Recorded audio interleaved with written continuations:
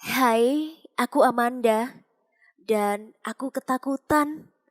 Adik laki-lakiku telah membuat kakak perempuanku hamil. Aku benar-benar tidak tahu harus berbuat apa. Jadi, David, adik laki-lakiku, terkenal sebagai pembuat onar. Kemanapun dia pergi, dia bukan anak yang jahat, tapi dia sangat nakal dan mudah bosan. Kamu tidak pernah bisa mengalihkan pandangan darinya. Karena dia akan membuat masalah baru secepat mungkin. Jadi, beberapa bulan yang lalu, ibuku harus menjalankan beberapa tugas. Dan dia memintaku untuk menjaga adikku. Aku langsung menolak mentah-mentah. Tetapi dia sedang terburu-buru dan tidak ingin berdebat. Jadi dia mengatakan kepadaku bahwa itu bukan sebuah permintaan, lalu dia pergi. Aku memutar mataku dan menyuruh David untuk duduk di sampingku dan menonton TV. Kemudian aku mulai mengobrol dengan teman-teman di ponselku. Dan ketika aku melihat sekeliling, David sudah tidak ada. Aku langsung ketakutan karena tahu ibu akan menyalahkan kekacauan apapun yang dia buat kepadaku. Dan aku tidak ingin dihukum juga karena aku akan mengadakan sebuah pesta besar di rumahku.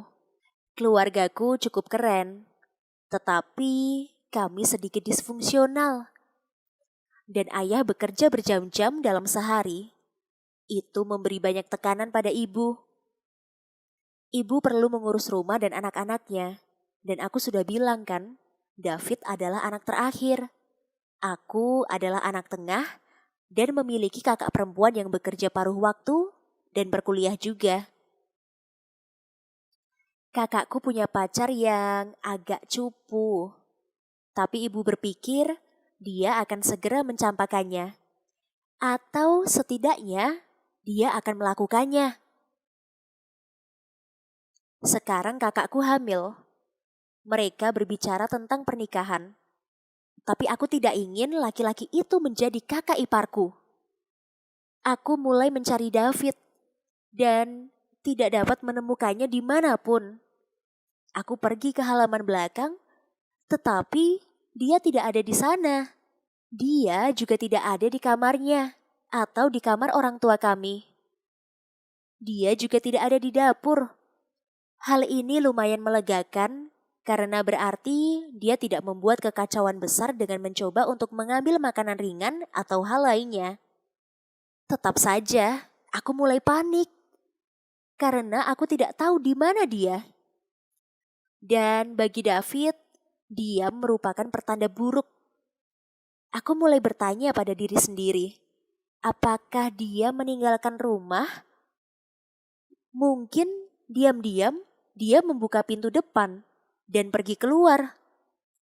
Jika dia terluka, aku tidak akan pernah memaafkan diriku sendiri. Lalu aku melihat keluar jendela, tetapi tidak melihatnya berdiri di sekitar. Aku bertanya-tanya, apakah aku harus pergi keluar dan bertanya kepada tetangga, apakah mereka melihat David atau tidak? Pada saat itulah aku mendengar suara di lantai atas. Tiba-tiba aku sadar bahwa aku tidak berpikir untuk mencarinya di kamar kakak perempuanku. Sally selalu mengunci pintunya dan dia selalu sendirian di sana. Jadi kupikir David tidak bisa masuk ke dalam kamar itu. Ternyata hari itu Sally lupa mengunci pintunya. Dan sepertinya itu akan menjadi kesalahan dengan sebuah konsekuensi yang serius. Aku segera bergegas ke atas, siap untuk menyeret David keluar dari kamar Sally. Matilah aku jika dia menemukan tas rias milik Sally dan memainkannya. Ibu akan memarahiku berjam-jam, dan kakakku akan sangat marah padaku, serta aku akan terpaksa membayar kerusakan itu dengan uang jajanku.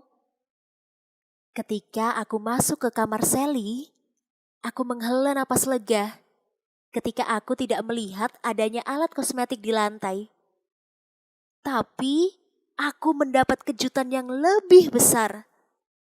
Entah bagaimana, David menemukan alat perlindungan Sally. Orang dewasa menyebutnya kondom. Semua disembunyikan di dalam kotak dengan barang-barang lain yang tidak boleh dilihat oleh anak-anak. Aku tidak tahu bagaimana David menemukannya.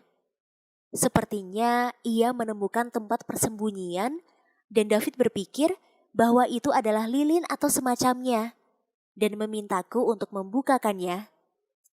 Aku segera memarahinya dan memasukkan barang-barang itu ke dalam kotak milik Sally.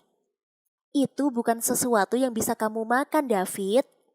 Jelasku kepadanya.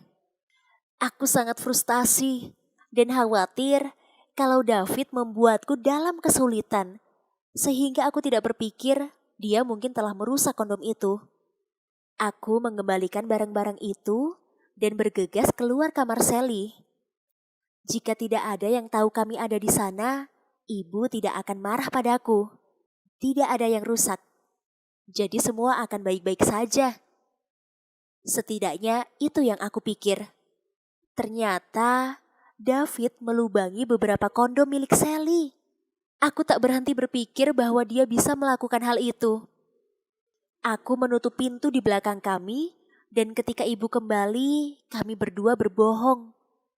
Kami mengatakan kami berada di ruang tamu sepanjang pagi. David juga tidak ingin mendapatkan masalah. Mainan truknya baru saja diberikan kembali oleh ibu. Dia tidak ingin dihukum lagi dan kehilangan mainan itu untuk 1 bulan lainnya. Kupikir itu adalah saat terakhir aku mendengar tentang kondom Sally.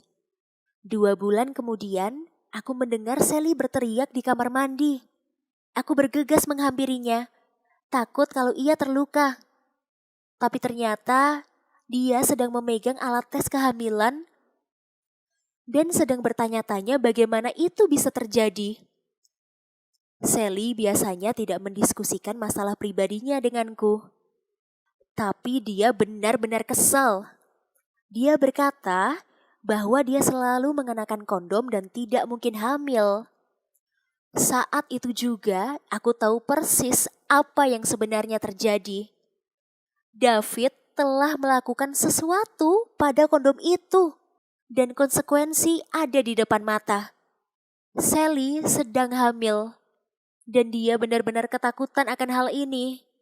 Sekarang aku tidak tahu apa yang harus aku lakukan atas kekacauan ini. Aku tidak berani mengakuinya kepada ibu, atau ayah, atau kakakku. Bahwa ini adalah kesalahanku juga. Adik laki-lakiku berada di bawah pengawasanku. Dan seharusnya aku mengawasinya dengan benar. David tidak mengerti kesalahan apa yang dia lakukan. Dan aku tidak ingin mengacaukan seluruh keluargaku. Mungkin sebaiknya aku tetap tenang dan berpura-pura tidak tahu apa yang terjadi. Terima kasih telah menonton. Aku benar-benar membutuhkan nasihat. Maksudku, apa yang akan kamu lakukan? Apakah kamu akan mengatakan yang sebenarnya dan terus berbohong? Beritahu aku di kolom komentar ya. Dan jangan lupa untuk berlangganan dan melihat video lain di channel ini.